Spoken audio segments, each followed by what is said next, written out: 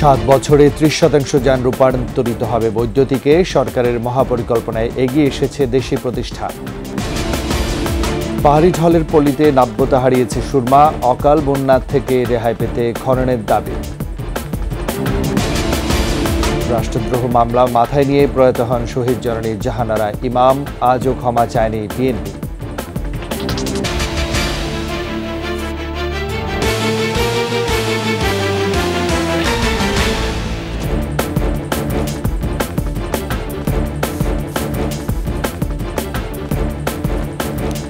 শুনছিলেন first security ইসলামী bank পিএলসির সংবাদ শিরোনাম। আমন্ত্রণ সকাল 9টার 21 সংবাদের সাথে আছে আমি রাজীব জামান। আর দর্শক, 21 টেলিভিশনের সংবাদ একই সাথে সরাসরি দেখতে পাবেন আমাদের ফেসবুক পেজ www.facebook.com/2124 অনলাইনে। দেশে বৈদ্যুতিক গাড়ির বাজার হাজার কোটি টাকার। 7 বছরের মধ্যেই 30% যান রূপান্তরিত হবে বৈদ্যুতিকে। পরিবেশ বান্ধব এই বাহন কমাবে কার্বন নিঃসরণও।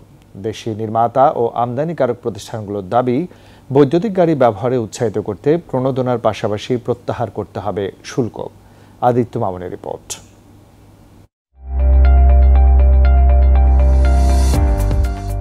পরিবেশ বান্ধব, সাশ্রয়ী ও স্বাচ্ছন্দ্যের পাশাপাশি দ্রুতগতির ইলেকট্রিক কারের চাহিদা বিশ্বজুড়েই বাড়ছে। প্রযুক্তির উৎকর্ষের সাথে সাথে এই যানের যুগে প্রবেশ করেছে বাংলাদেশও। বিদ্যুৎ চালিত এসব গাড়ি অত্যাধুনিক। চার্জ সুবিধার পাশাপাশি রয়েছে ইন্টারনেট সেবাও। একবারের চার্জে চলবে 250 থেকে 350 কিলোমিটার। দাম হবে 5 লাখ থেকে 15 লাখ টাকা।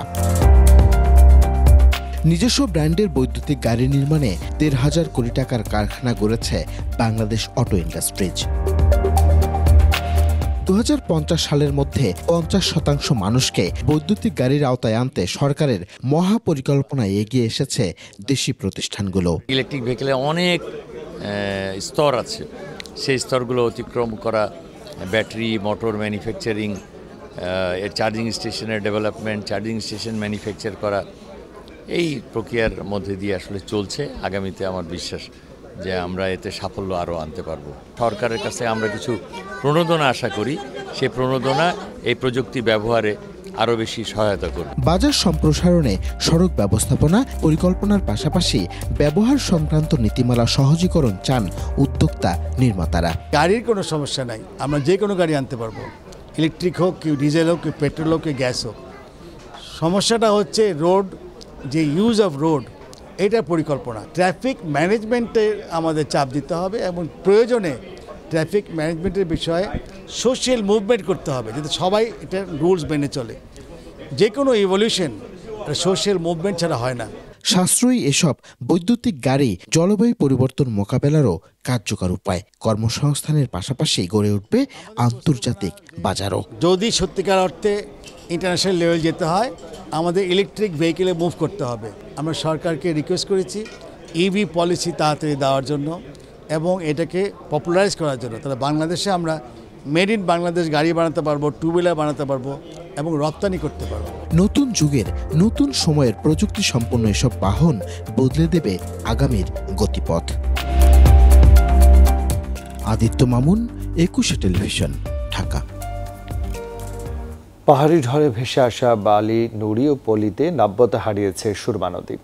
কয়েকদিনের মাঝের বৃষ্টিপাত হলে দুপার উপচে পানি উঠছে শহরে ও গ্রামে। অস্বাভাবিক বন্যা থেকে রেহাই পেতে সুরমা নদী খননের দাবি স্থানীয়দের। সুনামগঞ্জ প্রতিনিধি মোহাম্মদ আব্দুল সালামের তথ্যচিত্র আরও জানাচ্ছেন মাসুম আলিসা। ভারতের করিমগঞ্জের বারাক নদীর মোহনা থেকে সুরমা ও কুশিয়ারা নদীর উৎপত্তি। একসময় সুরমা খরস্রোতা ছিল, কিন্তু উজানের পাহাড়ি ঢলে ভেসে আসা বালি, নুড়ি ও পলিতে ভরাট হয়ে গেছে সুরমার তলদেশ। অতীতে বর্ষায় এই নদী দিয়ে পণ্যবাহী নানা নৌযান চলাচল করলেও এখন বন্ধের পথে।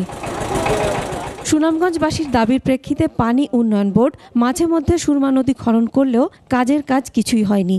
তলদেশ ভরাট হওয়ায় ঢল ও বৃষ্টির পানিতেই নদীর দুপার উপচে বন্যা দেখা দিচ্ছে। তাই যথাযথ খননের মাধ্যমে সুরমা নদীর গভীরতা ফিরিয়ে এর পানির ধারণ ক্ষমতা বাড়ানোর দাবি ভুক্তভোগীদের। সুনামগঞ্জের কোনো সমুদ্র শহর রক্ষা বাদ নেই, এই কারণেই হচ্ছে গিয়ে ঢলের পানি আসার সাথে সাথেই শহর তুলে যাচ্ছে।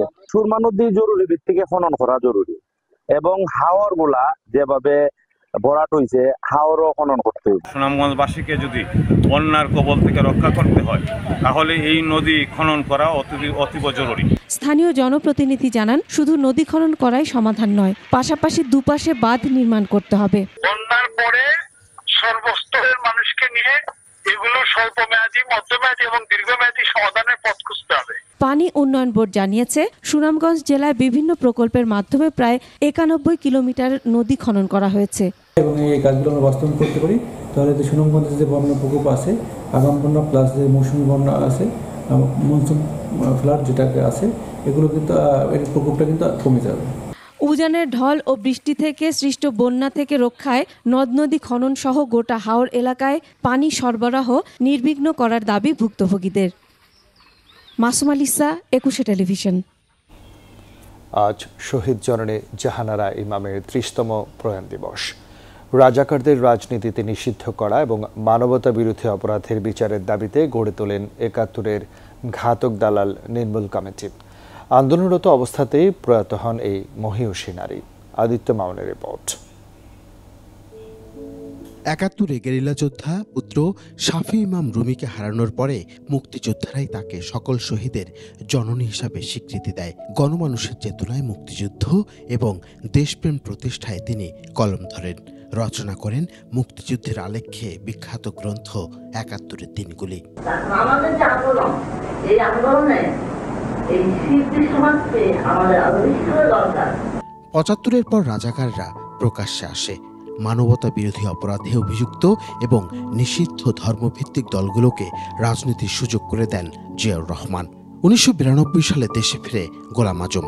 ৯৪ সালে খালেদা জিয়ার আমলে তাকে নাগরিকত্ব দেওয়া হয়। এর প্রতিবাদে সরব হন শহীদ জননী, গড়ে তোলেন ৭১-এর ঘাতক দালাল নির্মূল কমিটি। ৭১-এর মানবতা বিরোধীদের বিচারের জন্য মুক্তিযুদ্ধের পক্ষের ব্যক্তি সংগঠনগুলো নিয়ে গণ আদালত তৈরি করেন জাহানারা ইমাম।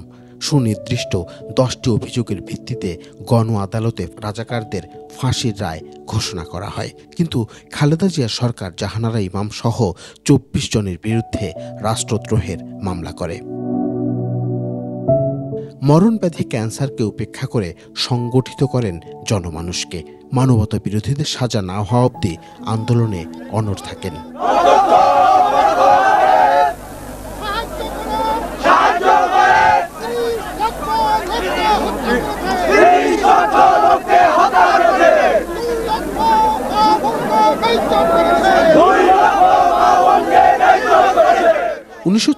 সালে ২৬ জুন রাষ্ট্রদ্রোহের মামলা মাথায় নিয়ে চিকিৎসাধীন অবস্থায় প্রয়াত হন জাহানারা ইমাম। তার দেখানো পথেই ২০১৩ সালে রাজাকার কাদের মোল্লার ফাঁসির দাবিতে আবারও জেগে ওঠে বাংলাদেশ। ইতিহাসের প্রগতির উচ্চ করে শক্তি আছে তার, মানুষের অগ্রযাত্রা বন্ধ করে শক্তি আছে তার। মানুষ জাগবে ঠিক, পুনরায় জাগবে মানুষ। আদিত্য মামুন, ২১ টেলিভিশন, ঢাকা। এর সংবাদ বিরতি। যখন ফিরছি তখন অন্যান্য খবরের সঙ্গে আরও থাকবে। নাটোরে 3 বছরে শেষ হয়নি 9টি সম্প্রসারিত সেতু নির্মাণ, অহরহ ঘটছে দুর্ঘটনা, সংকটে 3 উপজেলার মানুষ। সবই হবে বাসায় বসে।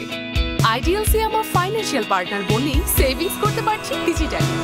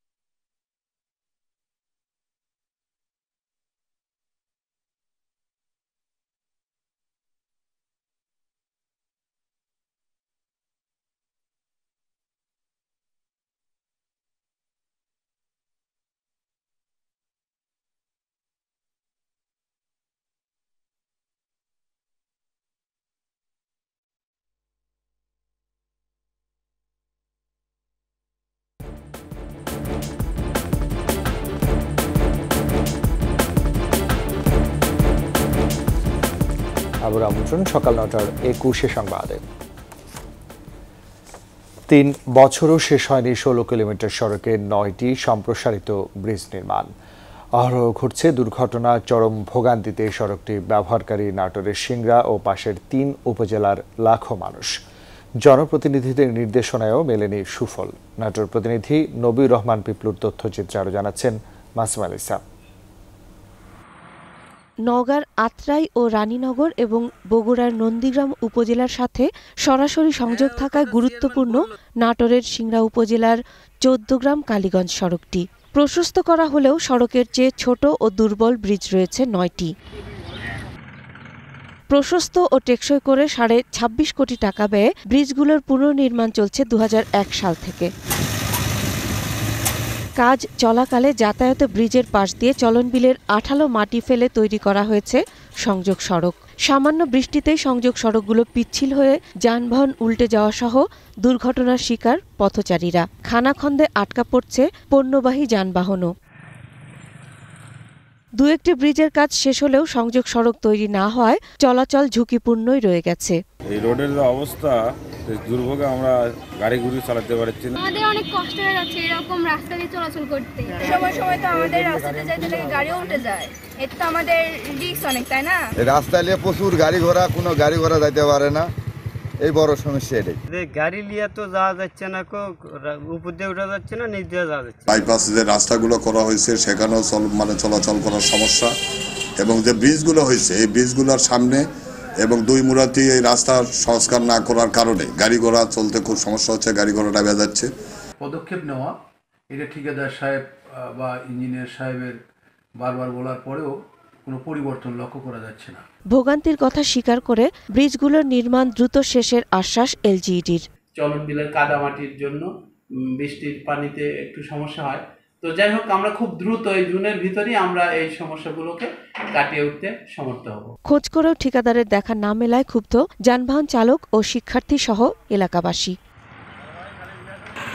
মাসুম আল ইসলাম, 21 টেলিভিশন। শেষ করছি সকাল 9টার 21 সংবাদ। যাবার আগে ফার্স্ট সিকিউরিটি ইসলামী ব্যাংক পিএলসি সংবাদ শিরোনামগুলো জানাচ্ছি আরও একবার। 7 বছরে 30% যান রূপান্তরিত হবে বৈদ্যুতিকে। সরকারের মহাপরিকল্পনায় এগিয়ে এসেছে দেশীয় প্রতিষ্ঠান। পাহাড়ি ঢলের পলিতে নাব্যতা হারিয়েছে সুরমা। অকাল বন্যা থেকে রেহাই পেতে খননের দাবি। রাষ্ট্রদ্রোহ মামলা মাথায় নিয়ে প্রয়াত হন শহীদ জননী জাহানারা ইমাম। আজও ক্ষমা চায়নি বিএনপি।